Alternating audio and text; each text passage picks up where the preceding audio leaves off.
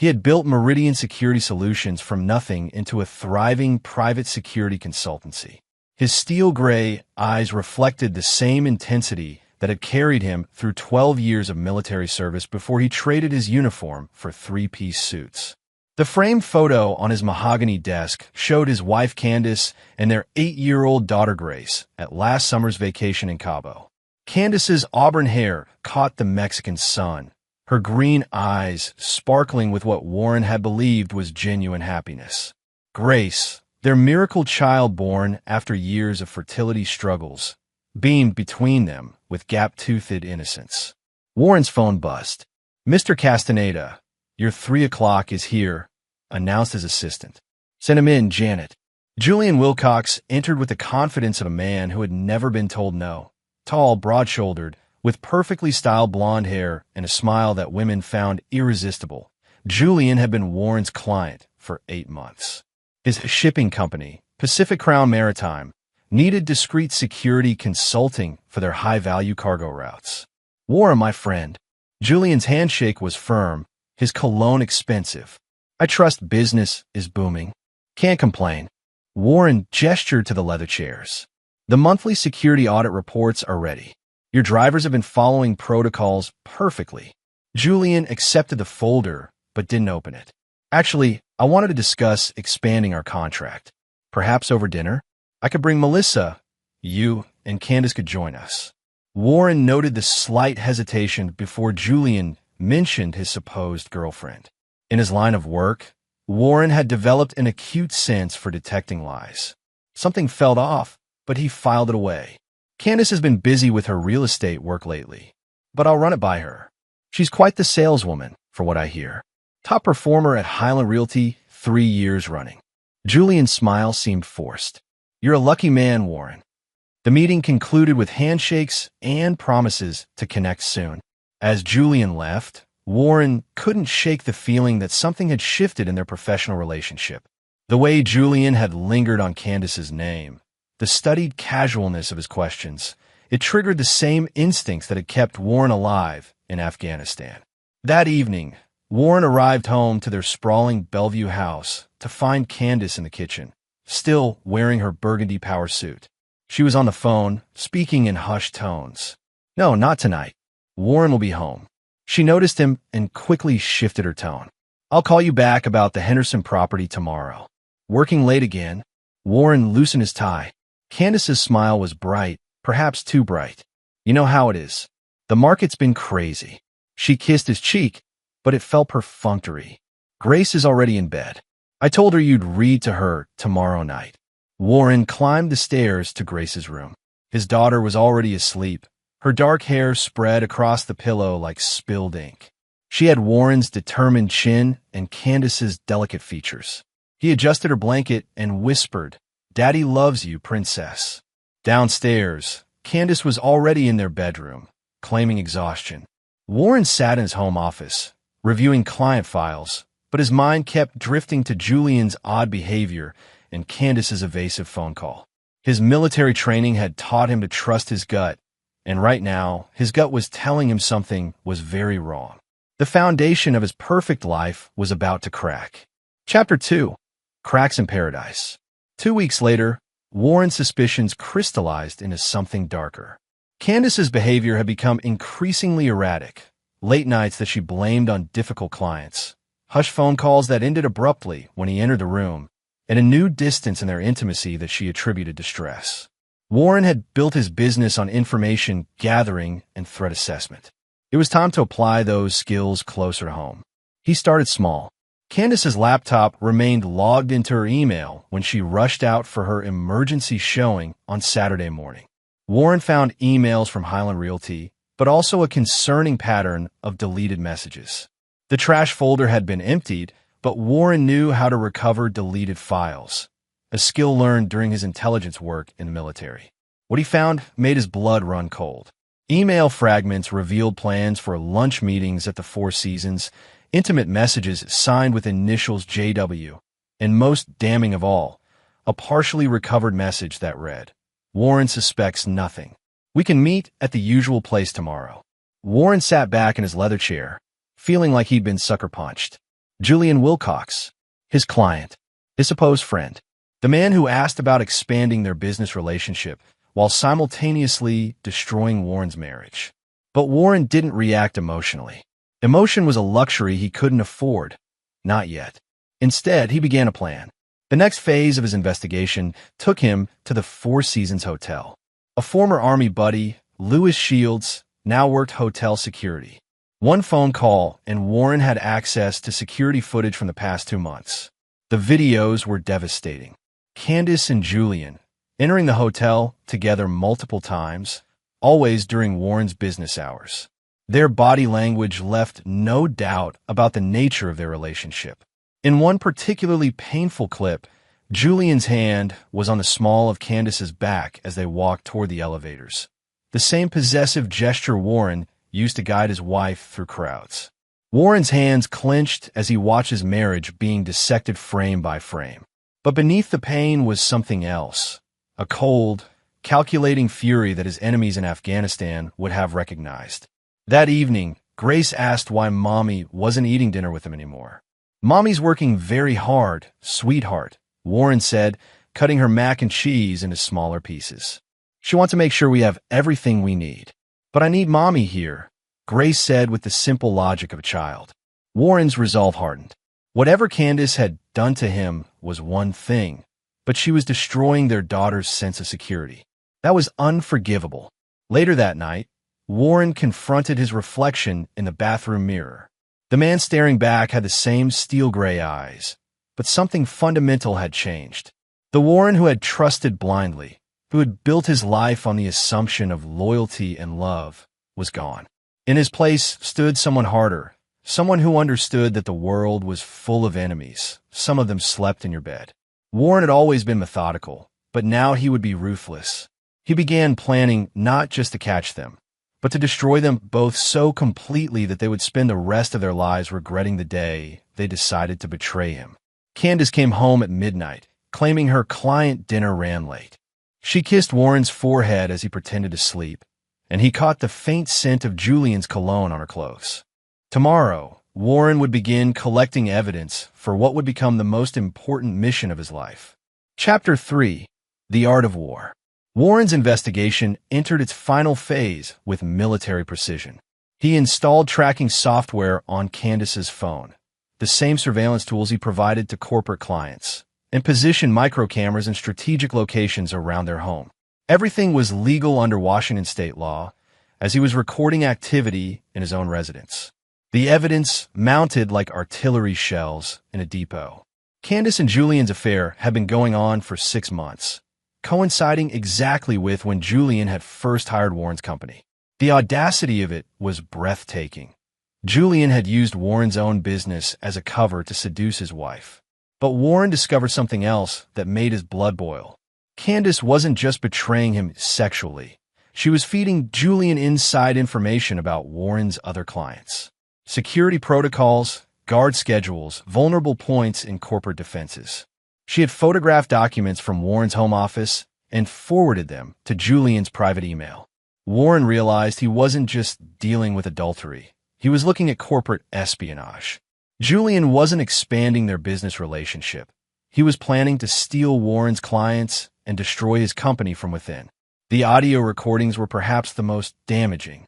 Hidden microphones captured Candace and Julian's conversations during their home visits, when they thought Warren was traveling for business. "He's so predictable." Candace's voice was cold, nothing like the warm woman who had said, "I love you" at their wedding altar 10 years ago. "Warren thinks everyone operates with his stupid code of honor. He has no idea what we're doing. Soon we won't have to sneak around." Julian's voice was confident, arrogant. "Once I take his clients and you file for divorce, we'll have everything. His business, his house, his money. The prenup you signed won't matter if we can prove he was neglecting you emotionally." What about Grace? Kids adapt. She'll get used to having a real father figure instead of Warren's military robot routine. Warren had to stop the recording. His hands were shaking not with fear, but with rage so pure it threatened to consume his rational mind. They weren't just destroying his marriage. They were planning to steal his daughter's respect for him. That night, Warren made a decision that would have horrified his younger self. He was going to destroy them both, and he was going to make sure they knew exactly who was responsible for their downfall. He started by setting up the final trap. Warren's company had a major contract presentation scheduled for the following week with a potential client worth $2 million annually.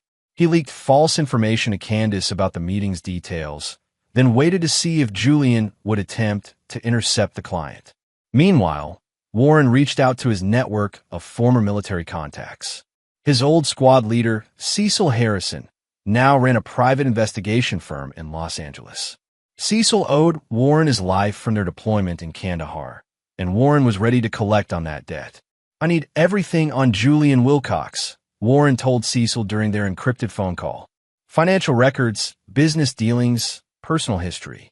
If he's ever jaywalked, I want to know about it. How deep do you want me to dig?" "China deep. I'm going to war." "Cecil, I need ammunition." Cecil's report arrived 72 hours later. Julian Wilcox had built his shipping empire on a foundation of lies and strategic betrayals. He had destroyed 2 previous business partners through elaborate schemes, stolen clients from former employers, and left a trail of discarded mistresses. Most damning of all, Julian had a pattern. He specifically targeted married women whose husbands had valuable business connections. Candace wasn't Julian's first victim. She was just his latest mark. Warren sat in his home office, surrounded by evidence of the most comprehensive betrayal imaginable. His wife had sold out their marriage, their daughter, and his business for a man who saw her as nothing more than a useful tool. The old Warren might have simply filed for divorce and tried to rebuild. But that Warren was dead, killed by his wife's laughter when she described him as a military robot to her lover. The new Warren was going to teach them both that some betrayals came with a price that could never be fully paid. War was coming, and Warren Castaneda had never lost a battle. Chapter 4: Declaration of War. Warren's carefully laid trap snapped shut with beautiful precision. Julian had indeed attempted to steal the $2 million client, showing up at the corporate headquarters with a proposal that mysteriously contained Warren's exact security assessment strategies. The client, confused by the nearly identical presentations, called Warren immediately. "Mr. Castaneda, I think someone's trying to steal your work," the client CEO had said. "This Julian Wilcox character just pitched me your exact proposal, word for word." Warren feigned shock and gratitude, but inside, he was coldly satisfied. Julian had taken the bait perfectly, using the false information Warren had deliberately leaked through Candace. Now Warren had documented proof of corporate espionage that would destroy Julian both legally and professionally. But Warren wasn't ready to spring the final trap yet. He needed the perfect moment, the perfect audience, and the perfect setting to maximize the devastation. That moment came the following Friday evening. Candace announced she was attending a company retreat for the weekend at the Olympic Peninsula Resort. Warren's surveillance confirmed she was actually meeting Julian for a romantic getaway at the Salish Lodge. Warren told Candace he had to fly to Portland for an emergency client meeting, leaving Grace with Candace's mother, Marguerite Potts. Instead, he drove to Snoqualmie Falls and checked into the same resort under a false identity, a skill from his intelligence days that served him well in civilian life. He wasn't there to confront them. Not yet. Warren was there to document the final evidence he needed, video footage of their betrayal in its most intimate form. The lobby of the Salish Lodge was elegant, all stone fireplaces and Pacific Northwest luxury. Warren positioned himself with a clear view of the reception area, his professional-grade camera disguised as a simple messenger bag. Candace arrived first, wearing the red dress Warren had bought her for their anniversary. The symbolism wasn't lost on him. She checked in using a false name, Carla Draper, and Warren realized this wasn't their first romantic weekend at this location. Julian arrived 30 minutes later, and Warren captured every moment of their reunion. The passionate kiss in the lobby, Julian's hands on Candace's body, her face lighting up with the kind of joy Warren hadn't seen in months. But what happened next exceeded even Warren's expectations. As they headed toward the elevators, Julian pulled out his phone and made a call. Warren activated his directional microphone, another piece of surveillance equipment from his military days. "It's done," Julian said into the phone. "She's completely under my control now. Warren Castaneda won't know what hit him when we move to the final phase. You sure she'll follow through?" The voice on the other end was distorted, but Warren's enhanced audio equipment picked up enough for recognition. "Trust me, Candace would do anything for me now. She's already given me everything I need to destroy his business. Once the divorce is final and she gets half his assets, we'll have enough capital to expand Pacific Crown into direct competition with Meridian." Warren trained in the military, but he never learned how to fight a war on the home front. Warren's grip tightened on the camera. Julian wasn't just stealing his wife. He was using her as a weapon to destroy everything Warren had built. The conversation continued. "What about the kid? Grace? She's leverage. Candace will get custody because Warren travels so much for work. We'll make sure he has minimal visitation rights. The last thing we need is him influencing the girl against us." Warren's vision blurred with rage. They were planning to steal his daughter. He followed them discreetly to their suite, using his military training to remain invisible in the hotel's corridors. The room service cart abandoned in the hallway provided perfect cover for his final recording session. Through the partially open window, Warren captured audio of their post-sex conversation. Candace's voice was breathless but determined. "I've scheduled the meeting with the divorce attorney for Monday. My mother has agreed to testify that Warren was emotionally abusive. Absent father, workaholic, couldn't handle Grace's needs." "Perfect." Julian's voice was satisfied. "And you're sure about the business documents?" "I've photographed everything. His client list, security protocols, financial records. When you launch Pacific Crown Security Services, you'll have everything you need to destroy Meridian within 6 months." Warren had heard enough. He packed his equipment and returned to his own room, where he spent the night creating multiple copies of the evidence. Digital files went to encrypted cloud storage. Physical copies went into safety deposit boxes at 3 different banks. By dawn, Warren had constructed an unassailable case that would destroy both Julian and Candace in multiple arenas: civil court for the divorce, criminal court for corporate espionage, and the court of public opinion for their spectacular betrayal. But Warren realized he wanted more than legal victory. He wanted them to experience the same helplessness and humiliation they had planned for him. He wanted them to understand what it felt like to have their lives systematically dismantled by someone they had underestimated. Warren Castaneda was about to teach his enemies that some wars aren't won in courtrooms. They're won by making your opponents destroy themselves. Chapter 5. The Perfect Storm. Warren returned home Sunday evening to find Candace already there, unpacking from her supposed company retreat. She greeted him with a kiss on the cheek and asked about his Portland meeting with the enthusiasm of an Oscar-worthy actress. "How did the client meeting go?" she asked, hanging up the red dress that now represented the death of their marriage. "Very productive," Warren replied, studying her face. "We might be expanding into maritime security consulting." He caught the micro-expression that crossed her features, a flash of interest quickly suppressed. Candace was already calculating how to feed this information to Julian. "That sounds promising," she said carefully. "New clients mean more travel, I suppose." "Actually, I'm thinking of scaling back on travel, spending more time at home with you and Grace." The disappointment in her eyes was unmistakable. Warren's increased presence would complicate her affair significantly. Monday morning brought the first phase of Warren's counterattack. While Candace met with her divorce attorney, Warren was implementing a strategy that would have made his military commanders proud. He started with Julian's business partnerships. Using his network of corporate security contacts, Warren began planting carefully crafted rumors about Pacific Crown Maritime's financial instability.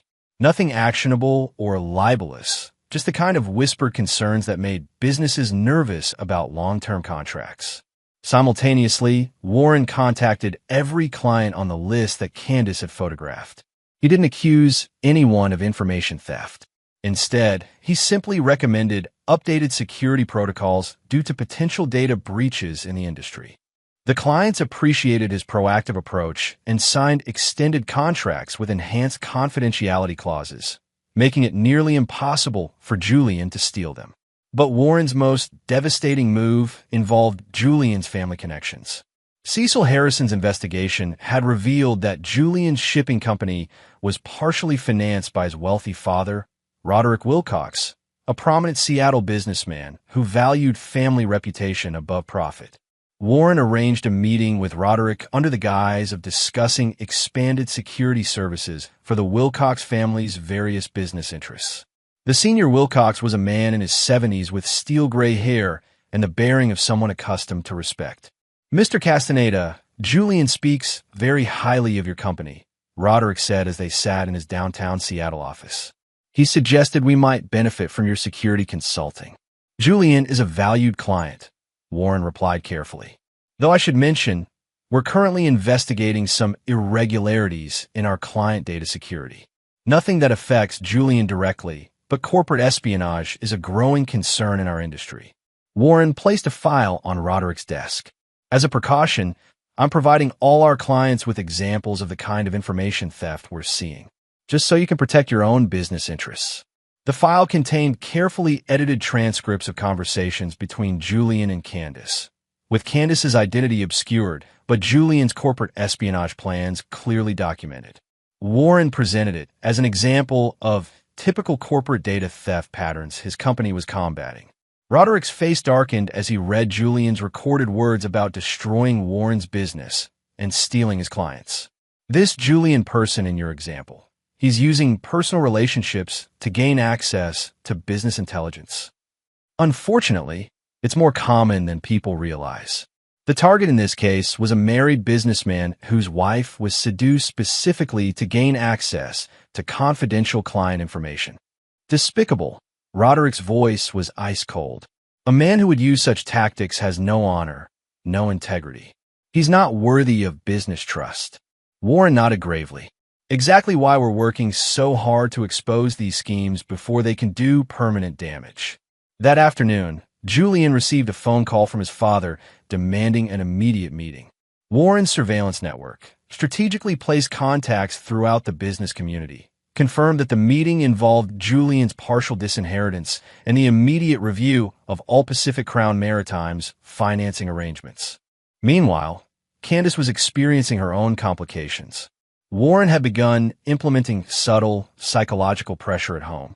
He started asking pointed questions about her work schedule, expressing concern about her stress levels, and suggesting they needed to reconnect as a family. "I've been thinking about our marriage," Warren said over dinner Tuesday night, watching Grace color while Candace fidgeted with her phone. "Maybe we should plan a family vacation. Just the three of us, somewhere remote where we can focus on each other." Candace's smile was strained. "That sounds nice, but my work schedule is really packed right now. More packed than our marriage." Warren's tone was gentle, but his eyes were sharp. "I love you, Candace. I want to fight for what we have." The irony wasn't lost on him. Warren was declaring his intention to fight for their marriage, while simultaneously destroying the man who was stealing his wife. Candace's discomfort was visible as she struggled to respond appropriately to her husband's renewed attention. That night, Warren lay in bed listening to Candace's whispered phone conversation in the bathroom. She was panicking, telling Julian that Warren was becoming suspicious and possessive. Julian's responses, captured by Warren's hidden microphones, revealed a man whose confidence was beginning to crack under pressure. "My father is asking questions about my business practices," Julian admitted. "Someone's been feeding him information about corporate espionage. He's threatening to pull funding if he discovers any dishonorable behavior in my company." "What does that mean for us?" Candace's voice was strained. "It means we need to accelerate our timeline. File for divorce immediately. We can't wait any longer." Warren smiled in the darkness. They were reacting exactly as he had predicted, rushing toward decisions that would make them more vulnerable, not less. Tomorrow, Warren would implement the next phase of his plan, making them believe they were winning even as he tightened the noose around their necks. Chapter 6: The Honey Trap. Wednesday morning arrived with Candace's determination to end their marriage quickly. She scheduled an emergency appointment with her attorney and began gathering financial documents, exactly what Warren had anticipated. Her urgency was making her careless, and carelessness would be her downfall. Warren helped by providing easier access to the documents she sought. He accidentally left his office unlocked and made sure copies of financial records were visible on his desk. What Candace didn't realize was that Warren had prepared false financial statements showing Meridian Security Solutions deeply in debt and facing bankruptcy, the opposite of reality. "I think we need to talk tonight," Candace announced when Warren returned from work. "About our future." Warren nodded solemnly. "I've been thinking the same thing. But let's wait until Grace is asleep. This conversation is too important to rush." Candace agreed, but Warren could see her nervous energy. She was planning to blindside him with divorce papers, believing she held all the advantages. That evening, Warren received a text from Cecil Harrison. "Package delivered. Your friend Julian is about to have a very interesting day tomorrow." The package was the culmination of weeks of investigation into Julian's personal life. Cecil had discovered that Julian was already married to a woman named Christine Henderson who lived in Vancouver, Canada. Julian had been living a double life for 3 years, maintaining businesses and relationships in both countries. More importantly, Christine Henderson Wilcox was the daughter of a prominent Canadian shipping magnate who had provided significant financing for Julian's Seattle operations. She had no idea about Julian's affairs or his plans to steal clients from Warren's company. But Warren's masterstroke was yet to come. At 10 p.m., after Grace was asleep, Candace sat Warren down in their living room. She had clearly rehearsed her speech. "Warren, I haven't been happy for a long time," she began, her voice carefully modulated. "We've grown apart, and I think we need to face reality about our marriage." Warren listened with the expression of a man receiving devastating news for the first time. "What are you saying, Candace?" "I want a divorce." She handed him an envelope. "These are preliminary papers. I think it's best for everyone, especially Grace, if we handle this amicably." Warren opened the envelope with shaking hands, a performance worthy of its own award. The divorce papers were comprehensive, demanding half of all assets, primary custody of Grace, and substantial alimony. Candace had clearly spent months preparing for this moment. "I don't understand," Warren said, his voice breaking convincingly. "We can work through whatever problems we're having. We have Grace to think about." "Warren, please don't make this harder than it has to be." Candace's tone was cold, businesslike. "I've thought about this carefully. Our marriage is over." "Is there someone else?" Warren asked the question he already knew the answer to. Candace hesitated, then nodded. "Yes, I've fallen in love with someone who can give me the life I deserve." Warren's performance shifted to barely contained rage. "Who is it?" "Someone I know." "That doesn't matter now." Candace stood up, moving toward the door. "I'm staying at my mother's tonight. My attorney will be in touch about the specifics." As she reached for her purse, Warren delivered his first real blow. "I'm leaving you for your boss. He can give me the life you only promised," Warren said quietly, quoting her exact words from a recorded conversation with Julian. Candace froze. "What did you say?" "Those were your words, weren't they?" "To Julian Wilcox, last Friday at the Salish Lodge." Warren's voice had shed all pretense of emotion. "Room 237, approximately 11:47 p.m., right after you told him how you were going to destroy my business and steal my daughter." The color drained from Candace's face. "Warren, I can explain." "Please, this will destroy our little daughter," Warren continued, quoting more of her recorded words. "Oh wait, that was my line, wasn't it?" From a script we're apparently following. Candace's hands were shaking now. "How long have you known?" Warren stood up slowly, his military bearing evident in every movement. "Long enough to document every aspect of your betrayal. The corporate espionage, the false financial claims you're planning to make, even your conspiracy to alienate Grace from me." "Warren, please. I already slept with him. It's done." Warren's voice was ice cold as he quoted her words back to her. "Remember saying that, Candace? About how there was no going back." Candace tried to speak, but Warren continued. "This is the biggest mistake of your life," Warren said, delivering the final line from the synopsis that had started this whole nightmare. "And tomorrow morning, you're going to understand exactly what that means." Warren walked to his home office, and returned with a thick manila envelope. Your boyfriend Julian is about to have some very interesting conversations with his wife Christine, his father Roderick, and several business partners who don't appreciate corporate espionage. Candace's eyes widened. Wife? Oh, you didn't know Julian was already married? That you're just the latest in a long line of women he's used to steal from their husbands. Warren's smile was predatory. Christine Henderson Wilcox is flying down from Vancouver tomorrow morning. Apparently, she's very interested in meeting the woman who's been sleeping with her husband of 5 years. Warren handed Candace the envelope.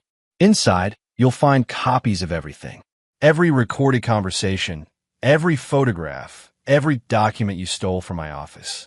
Your attorney is going to have a very difficult time explaining how his client committed multiple felonies while planning her divorce. Candace opened the envelope with trembling hands. The evidence was overwhelming and irrefutable.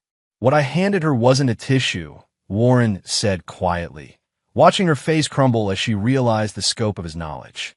It was the end of the life she thought she was going to steal from me. The war wasn't over, but the first major battle had been won decisively.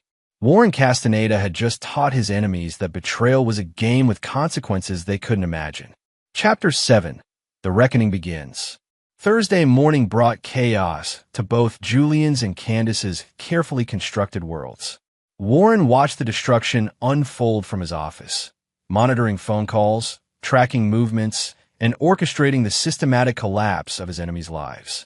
Julian's day started with a confrontation from his wife Christine, who had flown down from Vancouver after receiving Warren's anonymous package of evidence. Warren's surveillance network confirmed that the meeting at Julian's downtown office was explosive, literally, as Christine threw Julian's laptop against the wall before storming out. Simultaneously, Roderick Wilcox arrived at Pacific Crown Maritime with his attorney and a forensic accountant. Julian's father had discovered that his son's business expansion was actually a plan to destroy Warren's company using stolen intelligence, information that painted Julian as everything Roderick despised. But Warren's most devastating blow came through his network of former military contacts. Cecil Harrison had discovered that Julian's shipping routes were being investigated by federal authorities for customs violations. Nothing serious enough for criminal charges, but enough to trigger comprehensive audits that would tie up Julian's business for months. Warren had anonymously provided customs officials with suspicious activity reports based on Julian's own shipping schedules, which Candace had photographed from Warren's client files. Julian was being destroyed by his own stolen information. Meanwhile, Candace was discovering that her divorce attorney was suddenly unavailable. Warren had contacted the law firm's senior partners with concerns about potential ethics violations, specifically an attorney helping a client plan to steal corporate intelligence during divorce proceedings. The firm immediately placed Candace's case under review and suspended all legal action. Warren's phone rang at noon. Candace's voice was desperate. "Warren, we need to talk. Julian and we made a mistake." "You're certainly right about that," Warren replied calmly. "Where would you like to meet?" "At home. Can you come home for lunch?" Warren smiled coldly. They were already starting to beg. When Warren arrived at their Bellevue house, he found Candace pacing in the living room like a caged animal. Her hair was disheveled, her makeup smeared from crying, and her hands shook as she reached for her coffee cup. "Warren, I need to explain." "Nothing to explain," Warren interrupted, sitting in his favorite chair with the casual confidence of a man who held all the cards. "I understand the situation perfectly. You and Julian planned to destroy my business, steal my clients, alienate my daughter, and take half my assets. The execution was flawed, but the intent was clear. It wasn't supposed to happen like this." Candace collapsed onto the couch. "Julian said you'd never find out. He said we could have everything we wanted. And what exactly did you want, Candace? What was worth destroying our daughter's family?" Candace's face crumpled. "I wanted excitement, adventure. Julian made me feel alive in ways you never did." Warren nodded as if this explained everything. "So you decided to commit corporate espionage and conspiracy to defraud. Those are federal crimes, Candace. The FBI takes corporate intelligence theft very seriously." "FBI? Candace's voice was barely a whisper. Julian's customs troubles are just the beginning. When federal investigators start looking into his business practices, they're going to find evidence of systematic intelligence theft. Your fingerprints are literally on the documents you photographed. Warren stood up and walked to the window, looking out at the life they had built together. But I'm not here to discuss your legal problems. I'm here to discuss Grace. What about Grace? Warren turned back to face his wife, soon-to-be ex-wife. You're going to disappear from her life voluntarily. I'm her mother. You're a criminal who used her own daughter as leverage in a corporate espionage scheme. Warren's voice was flat, emotionless. Any family court judge who sees the evidence will terminate your parental rights immediately. Candace began sobbing. Warren, please. I love Grace. I never meant for her to be hurt. But she will be hurt, won't she? When she's old enough to understand that her mother tried to steal her away from her father for money. When she realizes that everything you told her about Daddy being a workaholic was just preparation for your betrayal. Warren sat down across from Candace, his expression as cold as Arctic ice. Here's what's going to happen. You're going to sign revised divorce papers that give me full custody of Grace. You're going to forfeit any claim to alimony or asset division. And you're going to move far enough away that Grace won't accidentally encounter you until she's old enough to understand what kind of person her mother really is. And if I refuse? Warren opened his briefcase and pulled out a thick folder. Then I release everything to the FBI, the State Attorney General, and the Seattle Times. Julian's already facing financial ruin and federal investigation. Do you really want to join him in federal prison? Candace opened the folder with trembling hands. Inside were copies of federal criminal statutes relating to corporate espionage, conspiracy, and wire fraud. Warren had highlighted the sections about prison sentences, up to 10 years for first-time offenders. I had a different attorney prepare these new divorce papers, Warren continued, producing another document. Much simpler than the ones you try to serve me. I keep Grace, I keep my business, and you walk away with whatever personal assets you brought into the marriage. That's nothing, Candace whispered. That's more than you deserve, Warren replied.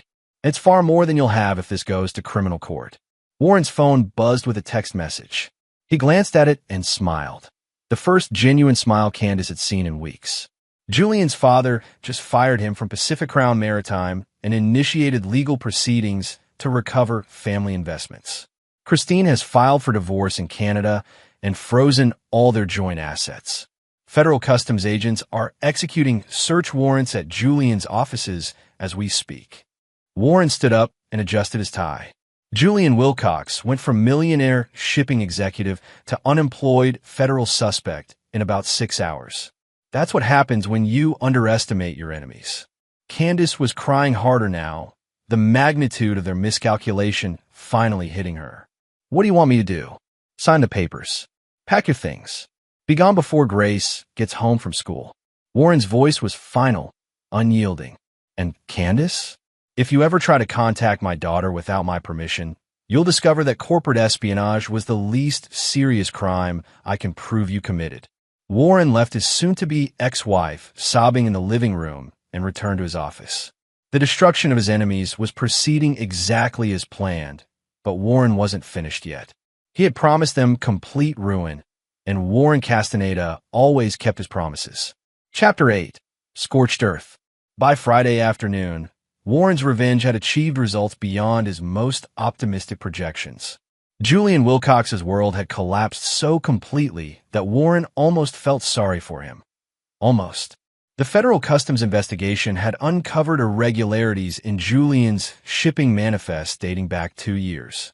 While not criminal, the violations triggered massive fines and the suspension of Pacific Crown Maritime's international shipping licenses. Without those licenses, Julian's business was effectively dead. Christine Henderson Wilcox had proven to be as ruthless as her shipping magnate father.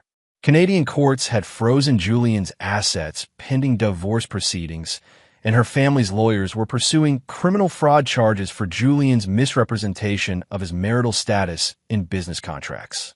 But Warren's most satisfying victory was Roderick Wilcox's complete disownment of his son. The elder Wilcox had discovered not only Julian's corporate espionage plans, but also his pattern of using married women to gain access to their husband's business intelligence. For a man who prided himself on honor and integrity, Julian's behavior was unforgivable. Warren received the final confirmation Friday evening. Julian had been evicted from his downtown office space, his Mercedes had been repossessed, and he was living in a budget motel near the airport. Candace's destruction had been equally thorough, but more personal. She had signed Warren's divorce papers without reading them, a decision that would haunt her for years. The agreement granted Warren full custody of Grace, possession of all marital assets, and a restraining order that prohibited Candace from coming within 500 yards of their daughter without court supervision. Warren's attorney, Alan Thompson, had crafted the divorce settlement with surgical precision. She basically signed away everything, Alan explained during their Friday meeting. Full custody, the house, her retirement accounts, even her car since it was purchased with marital funds. Legally, she'll leave the marriage with less than she brought into it. And the criminal exposure? If she adheres to the divorce agreement and stays away from you and Grace, the corporate espionage evidence remains sealed. But if she violates any terms? Alan shrugged. Federal prosecutors love slam-dunk cases. That evening, Warren arrived home to find Candace's belongings gone and a note on the kitchen counter. Her handwriting was shaky, desperate. Warren, I know you'll never forgive me. I don't expect you to. But please don't poison Grace against me forever. I made terrible choices, but I do love her. Maybe someday, when she's older, you'll let her decide if she wants to know her mother. I'll be in Portland trying to rebuild my life. Candace. Warren crumpled the note and threw it away. Candace still didn't understand the magnitude of her betrayal. She thought this was about adultery and divorce, not realizing that she had committed crimes that could have destroyed Grace's future security. Grace came home from her grandmother's house that evening, and Warren had to explain why Mommy wouldn't be living with them anymore. Daddy, did Mommy do something bad? Grace asked with the intuitive wisdom of children. Warren knelt down to his daughter's level, looking into eyes that mirrored his own determination. Mommy made some choices that hurt our family. But you and I are going to be fine, Princess. We're going to take care of each other. Grace nodded solemnly. Will Mommy come back? I don't know, sweetheart. But no matter what happens, Daddy will always be here for you. That night, Warren tucked Grace in a bed and read her favorite story about a brave princess who saved her kingdom from dragons. As his daughter drifted off to sleep, Warren made a silent promise. Grace would grow up strong, independent, and incapable of being betrayed the way her father had been. Warren's phone buzzed with a text from Cecil Harrison. Julian's been arrested. DUI outside the motel. Looks like your boy is self-destructing faster than expected. Warren typed back. Natural consequences. Some people can't handle losing. But Warren wasn't finished. Julian and Candace's destruction was complete, but Warren had learned something important during this war. Betrayal was a disease that spread through weakness. He needed to ensure that Grace would never be vulnerable to the kind of manipulation her mother had fallen for. The next phase of Warren's plan involved building something positive from the ashes of his marriage. Grace needed to see strength, determination, and uncompromising integrity. She needed to understand that some people in the world were predators and others were protectors. Warren Castaneda intended to raise a protector. Chapter 9. Phoenix Rising. 6 months later, Warren stood in the same corner office where this nightmare had begun, but everything had changed. Meridian Security Solutions had doubled in size, acquiring 3 of Julian's former clients and expanding into maritime security consulting. Ironically, the same market Julian had tried to steal. Grace had adapted to their new life with the resilience of childhood. She thrived in her new private school, excelled in martial arts classes that Warren had enrolled her in, and showed an early aptitude for strategy games that reminded Warren of his own tactical mind. The restraining order had kept Candace away, but Warren knew she was struggling in Portland. His network of contacts reported that she was working as a waitress, living in a studio apartment, and had been rejected by several real estate firms when background checks revealed her involvement in corporate espionage. Julian's fall had been even more spectacular. The DUI arrest had led to a deeper investigation of his finances, revealing a pattern of tax evasion that resulted in federal charges. He was currently serving 18 months in federal prison and faced deportation proceedings initiated by his Canadian ex-wife's family. But Warren's greatest victory was personal. Grace had stopped asking about her mother and instead talked excitedly about their weekend camping trips, her progress in Taekwondo, and her plans to study business and law when she grew up. "I want to help people like Daddy does," she told Warren one evening over dinner. "Protect them from bad guys." Warren smiled, recognizing his own sense of justice in his daughter's words. "What kind of bad guys, Princess?" "The sneaky ones. The ones who pretend to be good but hurt people when they're not looking." Warren realized that Grace understood more about her mother's betrayal than he had given her credit for.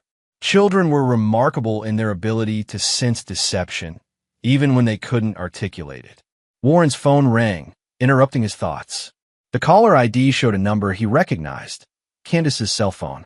"Grace, go finish your homework," Warren said gently. "Daddy needs to take this call." Grace nodded and headed upstairs. Warren answered the phone. "Warren, please don't hang up." Candace's voice was different, broken, desperate. "I know I don't have the right to ask, but I need help." "You're right. You don't have the right." Warren's voice was cold, but not angry. Anger implied she still had the power to affect him emotionally. "I'm in trouble, Warren. Real trouble. Julian's people, they blame me for everything going wrong. They think I set them up." Warren was unsurprised. Criminal associates often turned on each other when plans collapsed. "That's not my problem, Candace. They know where I live. They've been following me. Warren, I think they're going to hurt me."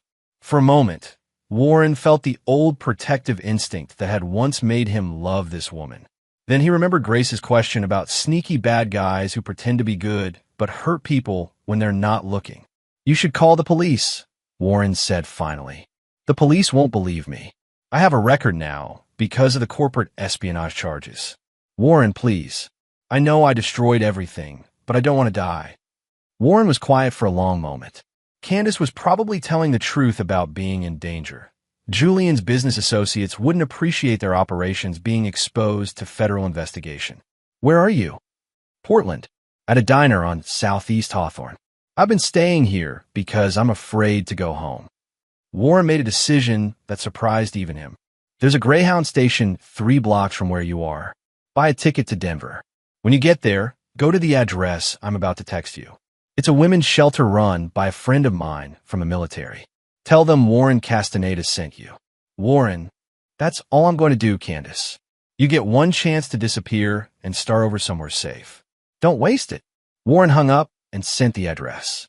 Then he called his contact in Denver, Sergeant Marie Hyde, who ran a program helping women escape domestic violence. "Marie, I'm sending someone your way." Long story short, she made some terrible choices that put her in danger. She's not a good person, but she doesn't deserve to die for being stupid. Copy that, Warren. We'll take care of her. Warren hung up and walked upstairs to check on Grace's homework. His daughter was working on a math problem with the same focused intensity Warren brought to military operations. "All finished, Princess?" Grace looked up and smiled. "Almost. Daddy, why did you help the bad person on the phone?" Warren sat down beside his daughter, marveling again at her perception. Because sometimes protecting people means protecting them from themselves, even when they don't deserve it. "But she hurt us." "Yes, she did. And she'll live with the consequences of that for the rest of her life." "But Grace, you never let other people's bad choices turn you into someone you don't want to be." Grace nodded solemnly, as if filing away this lesson for future use. 3 days later, Warren received a text from Marie Hyde. "Your package arrived safely." She's in the program and seems committed to making better choices. Warren deleted the message and put his phone away. Candace Castaneda, now Candace Draper, since she had legally returned to her maiden name, was no longer his concern. She would rebuild her life, or she wouldn't, but either way, it would happen far from Grace. That evening, Warren and Grace sat on their deck overlooking Lake Sammamish, watching the sunset paint the sky in shades of orange and red. Grace was reading a book about female military leaders throughout history, a Christmas gift that had become her favorite. "Daddy," Grace said without looking up from her book, When I grow up, I want to be like you. What do you mean, princess? Strong. Someone who protects people and doesn't let bad guys win. Warren pulled his daughter closer, feeling a fierce pride that had nothing to do with revenge or victory. Grace was growing into exactly the kind of person the world needed. Someone who couldn't be broken by betrayal, who wouldn't compromise her principles for temporary pleasure, and who understood that strength came from protecting others rather than destroying them. You're already like that, Grace. You've always been strong. As the stars appeared in the darkening sky, Warren reflected on the events that had changed their lives. Candace and Julian had thought they were playing a game where everyone could win if they were clever enough. They had never understood that Warren was Castaneda, the man who had served 3 tours in Afghanistan, who had built a business on the principle that trust must be earned and betrayal must be punished, was playing an entirely different game. Warren had won not by becoming like his enemies, but by being exactly who he had always been, a protector who never forgot that some wars were worth fighting, and some victories were worth any price. Grace fell asleep against his shoulder as the night settled around them. Warren carried his daughter inside and tucked her into bed, whispering the same promise he made every night. Daddy will always keep you safe, princess. Always. In the end, Warren Castaneda had lost a wife, but gained something far more valuable. The absolute certainty that he would never again be betrayed by someone he trusted completely. Grace would grow up knowing that some people in the world were predators, some were victims, and some were guardians. Warren intended to make sure his daughter never forgot which one she was meant to be. And there you have it. Another story comes to an end. What did you think? I'd love to hear your thoughts in the comments below. If you enjoy this story, consider joining our community by subscribing. It means the world to us. For more stories like this one, check out the recommended videos on screen, and I'll see you there.